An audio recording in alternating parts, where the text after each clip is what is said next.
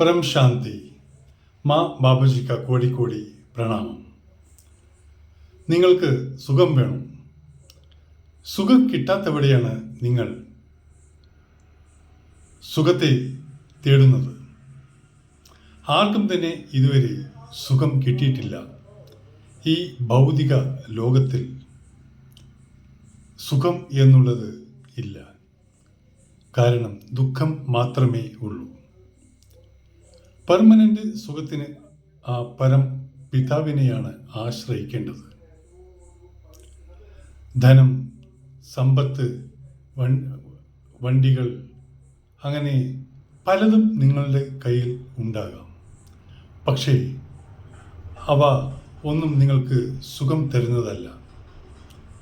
നിങ്ങൾക്ക് നിത്യസുഖം തരുന്നത് ആ പരം പിതയുടെ ആ പരംപ്രകാശമാണ്. നിങ്ങൾക്ക് എത്ര സമ്പത്തുണ്ടോ ഒരു കാര്യവുമില്ല. മനസ്സാണ് ശത്രു, മനസ്സാണ് മിത്രവും. നിങ്ങൾ എങ്ങനെ മനസ്സിനെ തിരിക്കുന്നുവോ മനസ്സ് അങ്ങോട്ട് പോകും. നിങ്ങളുടെ കയ്യിലാണ് എല്ലാതും ഇരിക്കുന്നത്. അതിനാൽ നിങ്ങൾ നല്ലത് ചിന്തിച്ചാൽ നല്ലത് നിങ്ങൾക്ക് ഭവിക്കും. നിങ്ങൾക്ക് പലവിധത്തിലുള്ള പദം കിട്ടി കാണും. പക്ഷേ പദം കിട്ടും, അതുപോലെ നിങ്ങൾക്ക് ആ സമാജത്തിൽ പേരുണ്ടാകാം. നിങ്ങൾക്ക് പലവിധത്തിലുള്ള സഹായങ്ങൾ കിട്ടുന്നുണ്ടാകാം. വലിയ ബംഗ്ലാവ് ഉണ്ടാകാം. അങ്ങനെ പല പല കാരണങ്ങൾ നിങ്ങൾ ഉണ്ടെങ്കിലും അങ്ങനെയുള്ളവർക്ക് എങ്ങനെയാണ് സുഖം കിട്ടുക? അത് ഒരു ബ്രഹ്മമാണ്. കുറച്ച് വർഷത്തിനുള്ളിൽ പദം പോയി കഴിഞ്ഞാൽ, പദം എന്ന് പറഞ്ഞാൽ ജോലി ചെയ്യുക, എന്തെങ്കിലും റാങ്ക്, അങ്ങനെയുള്ള ആ റാങ്കിൽ ഇരിക്കുന്നവർക്ക് ആ പദവി നഷ്ടപ്പെട്ടാൽ വീട്ടുകാർ പോയി ആരും തന്നെ നിങ്ങൾക്ക് തിരിഞ്ഞു നോക്കില്ല. വെളിയിലുള്ള ഒരു മനുഷ്യ കുട്ടി പോലും നിങ്ങളെ തിരിഞ്ഞു നോക്കില്ല. പക്ഷേ ആ പരംപിത എല്ലാതും കാണുന്നുണ്ട്. പക്ഷേ ഒരാളും ഹെൽപ്പിനില്ലെങ്കിലും ആ പരംപിത ഉണ്ടെങ്കിൽ ആ സമയത്ത് നിങ്ങൾ ചിന്തിക്കില്ല. കാരണം നിങ്ങൾ ആ പരംപിതാവെ നിങ്ങൾ ഇതുവരെ ഓർത്തിട്ടേയില്ല. പിന്നെങ്ങനെ നിങ്ങളുടെ സഹായത്തിന് വേണ്ടി എത്തും? അത് നിങ്ങൾ ചിന്തിക്കുക. നിങ്ങൾ ബന്ധുക്കളെ സ്നേഹിക്കാം, കുട്ടികളെ സ്നേഹിക്കാം, കൂട്ടുകാരെ സ്നേഹിക്കാം, പലവരെയും സ്നേഹിക്കാം.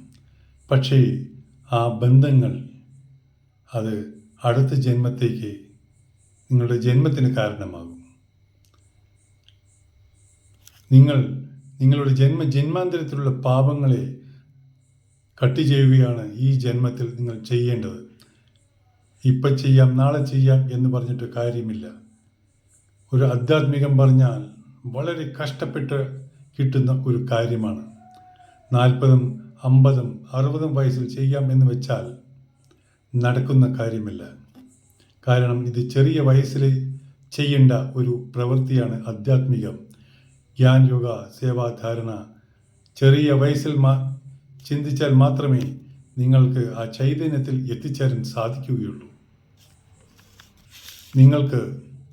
നിങ്ങളുടെ കർമ്മം ശരിയായിട്ടില്ലെങ്കിൽ മരിച്ചു കഴിഞ്ഞാലും നിങ്ങളുടെ ആത്മാവിനെ കർമ്മം വെറുതെ വിടില്ല. എവിടെയാണെങ്കിലും കർമ്മഫലം അനുഭവിച്ചേ മതിയാകുകയുള്ളൂ. അത് പ്രകൃതി നിയമമാണ്. അതനുസരിച്ചിട്ടാണ് നിങ്ങളുടെ കർമ്മം റെക്കോർഡാകുന്ന കാരൺ ശരീരത്തിലാണ്. ആ കാരൺ ശരീരം ആത്മാവിൻ്റെ കൂടെ പോവുകയും അടുത്ത ജന്മത്തിലേക്ക് കാരണം ആവുകയും ചെയ്യുന്നു. നിങ്ങൾക്ക് എത്ര ശരീരമുണ്ടോ, സ്ഥൂൽ ശരീരം, സൂക്ഷ്മ ശരീരം, കാരൺ ശരീരം, മഹാകാരൻ ശരീരം, പരം മഹാകാരൻ ശരീരം, എത്ര നിങ്ങൾ ശരീരം ഉണ്ടോ അതെല്ലാം മായയാണ്. ഈ മായാബന്ധങ്ങൾ നിങ്ങൾ അറുത്തു മാറ്റിയാൽ മാത്രമാണ് നിങ്ങൾക്ക് മോക്ഷത്തിൻ്റെ കവാടം, ആ പരം ശക്തി, ആ പരമാത്മാ, പരം പിത തുറക്കുകയുള്ളൂ. സ്വർണ്ണത്തളിക പോലെ തിളങ്ങണം നിങ്ങളുടെ മനസ്സ്. എന്നാൽ മാത്രമേ അതിൽ ഭിക്ഷ കിട്ടുകയുള്ളൂ. അത് ആധ്യാത്മികത്തിൻ്റെ ഒരു പൊരുൾ ആണ്. നിങ്ങൾ ഇവിടെ ഇരുന്നു കൊണ്ട് അമൃത് കഴിച്ചാലും നിങ്ങൾക്ക് ഏൽക്കില്ല. കഷ്ടസമയത്ത് നിങ്ങൾ എന്തു തന്നെ സേവിച്ചാലും അത് നിങ്ങൾക്ക് ഏൽക്കില്ല. പക്ഷേ നല്ല സമയം വരുന്ന സമയത്ത്, നല്ല സമയം എന്ന് പറഞ്ഞാൽ ഭഗവാനെ പ്രാർത്ഥിക്കുകയും ധ്യാനിക്കുകയും യോഗ ചെയ്യുന്നവർക്ക് പെട്ടെന്ന് നല്ല കാര്യങ്ങൾ അമൃത് കഴിച്ചാൽ അപ്പം തന്നെ ഫലിക്കും. അതാണ് ആധ്യാത്മിക യോഗയും നമ്മുടെ കർമ്മഭൂമിയിലെ മായയും തമ്മിലുള്ള വ്യത്യാസം. ആരെങ്കിലും ഒരാൾ വിഷയവികാരം ഒരു വ്യക്തി ചിന്തിച്ചു കൊണ്ടിരുന്നാൽ ഇത് ബന്ധനത്തിൻ്റെ കാരണം ആകും. അത് അടുത്ത ജന്മത്തിന് വേണ്ടി നിങ്ങൾ തയ്യാറെടുക്കുന്നത് നല്ലതായിരിക്കും. നിങ്ങൾ ഇപ്പോൾ എത്ര ബന്ധമുണ്ടോ അങ്ങനെ ഉള്ളവർ ചിന്തിക്കുക, അടുത്ത ജന്മം ഏത് ശരീരം, നിങ്ങളുടെ കർമ്മപ്രകാരം ഏത് ശരീരം കിട്ടുന്നത് നിങ്ങൾ കാത്തിരുന്നു കാണുക. കാരണം നല്ലത് ചെയ്താൽ നല്ലത് കിട്ടും, കെട്ടത് ചെയ്താൽ കെട്ടത് കിട്ടും. നല്ലത് ചെയ്താൽ സ്വർഗം, കെട്ടത് ചെയ്താൽ നരകം. പ്രഭുവിൻ്റെ ചിന്ത വരികയാണെങ്കിൽ, പ്രഭുവിൻ്റെ ലീല യോഗ ചെയ്യുകയാണെങ്കിൽ, ഭഗവാന്റെ വഴിയിലൂടെ നടക്കുകയാണെങ്കിൽ മോക്ഷത്തിൻ്റെ കവാടത്തിലേക്ക് നീങ്ങും എന്നർത്ഥം. നിങ്ങൾ ദുഃഖാലയത്തിൽ ഇരിക്കുന്നവരാണെങ്കിൽ നിങ്ങൾ ശാന്തിയെ തിരഞ്ഞു നിങ്ങൾക്ക് എങ്ങനെ ശാന്തിയെ നിങ്ങൾക്ക് കിട്ടും? എവിടെ തിരഞ്ഞാലും ദുഃഖമാണ്. അവിടെ ശാന്തി എങ്ങനെയാണ്? ആ ശാന്തി നിങ്ങൾക്ക് വേണമെങ്കിൽ അവിടെ അത് നിങ്ങൾ പ്രയത്നിക്കേണ്ടത് അനിവാര്യമാണ്. ആധ്യാത്മിക സുഖം എവിടെ കിട്ടും? ഈ ഭൗതിക ലോകത്തിൽ സുഖമില്ല, പിന്നെ എവിടെയാണ് സുഖം? ആധ്യാത്മിക യോഗയിൽ നിങ്ങളുടെ ചിന്ത പ്രഭുവിന് അർപ്പിച്ചാൽ എന്നും സുഖം സുഖം. പക്ഷേ നമ്മുടെ ബന്ധുക്കൾ, സ്വത്തുക്കൾ മുതലായവയിൽ മുഴുകിയാൽ നിങ്ങൾ അഹങ്കാരം, ദേഷ്യം, ഈർഷ്യ ഇവയെല്ലാം നിങ്ങളിൽ വന്നു ചേരും. പിന്നെ എങ്ങനെ നിങ്ങൾക്ക് നിരന്തര ശാശ്വത മോക്ഷം കിട്ടും? നിരന്തരം പ്രഭുവിൽ മനസ്സർപ്പിച്ചാൽ മോക്ഷം നിശ്ചയമാണ്.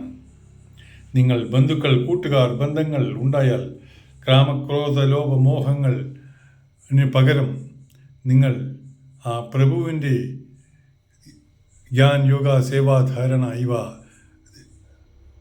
സ്വീകരിച്ചാൽ നിങ്ങൾക്ക് മോക്ഷ കവാടത്തിൻ്റെ ആ പ്രകാശത്തിൽ ലയിക്കാൻ സാധിക്കും. നിങ്ങൾക്ക് ഏതെങ്കിലും വ്യക്തിയോട് ദേഷ്യം ഉണ്ടെങ്കിൽ നിശ്ചയിക്കുക, അടുത്ത ജന്മം നിശ്ചയം എന്ന്. ഭഗവാൻ ലീല ചെയ്യുന്നത് ആ ഭക്തൻ എത്ര സമർത്ഥനാണെന്ന് തെളിയിക്കാൻ വേണ്ടിയാണ്. ചെറിയ ചെറിയ കാര്യത്തിന് ദേഷ്യം വരാൻ പാടില്ല, ദുഃഖം വരാൻ പാടില്ല.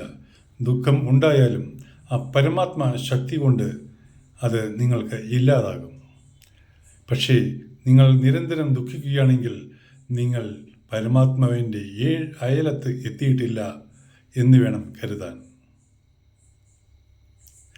ഭഗവാനിൽ മനസ്സ് അർപ്പിച്ചാൽ ആനന്ദം, പരമാനന്ദം, നിത്യാനന്ദം ഇവ നിശ്ചയം. നിങ്ങൾക്ക് ദൃഢനിശ്ചയം ഉണ്ടെങ്കിൽ നിങ്ങളെ പിന്തിരിക്കാൻ ഒരു ശക്തിക്കും കഴിയുകയില്ല.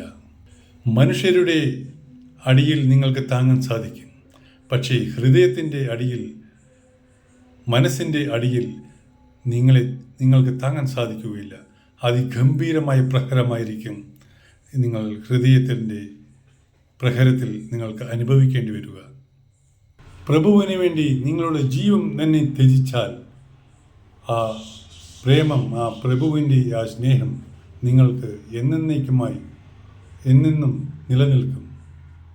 നിങ്ങൾ എന്തെങ്കിലും ദുഃഖത്തിൽ ആരാടിയാൽ നിങ്ങളെ രക്ഷിക്കാൻ ആരും ഉണ്ടാവില്ല, കേവലം പ്രഭു മാത്രം ഉണ്ടാകും. പക്ഷേ പ്രഭുവിനെ ധ്യാനിച്ചിട്ടില്ലെങ്കിൽ പ്രഭു എങ്ങനെയാണ് നിങ്ങളെ രക്ഷിക്കുക? ഇപ്പോഴേ നിങ്ങൾ സ്റ്റാർട്ടായിട്ടില്ലെങ്കിൽ, ജ്ഞാൻ യോഗ സേവാധാരണ ആധ്യാത്മിക സ്റ്റാർട്ടായിട്ടില്ലെങ്കിൽ ഇപ്പോൾ തന്നെ ആരംഭിക്കുക. നിങ്ങൾക്ക് അസുഖം വരുന്നതും നിങ്ങളുടെ ചിന്തകൾ മൂലമാണ്. ഇത് ഞാൻ നേരത്തെ വീഡിയോയിൽ പറഞ്ഞിട്ടുണ്ട്. അതിനാൽ അധികം ചിന്തിക്കാതെ ആ ചിന്ത നിങ്ങൾ ആധ്യാത്മികത്തിൽ ചിന്തിക്കുക. ആധ്യാത്മിക എന്താണ് എഴുതിയിരിക്കുന്നത് അതിൽ ചിന്ത കൊടുക്കുക. അല്ലാതെ നിങ്ങൾ വേറെ ഏതെങ്കിലും ഭൗതിക ബന്ധത്തിൽ ചിന്ത കൊടുത്താൽ നിങ്ങളെ മോചിപ്പിക്കാൻ ഒരു ശക്തിക്കും കിട്ടില്ല. 84 ലക്ഷം യോനിയിലോട്ട് തള്ളപ്പെടുമെന്ന് സുനിശ്ചയം.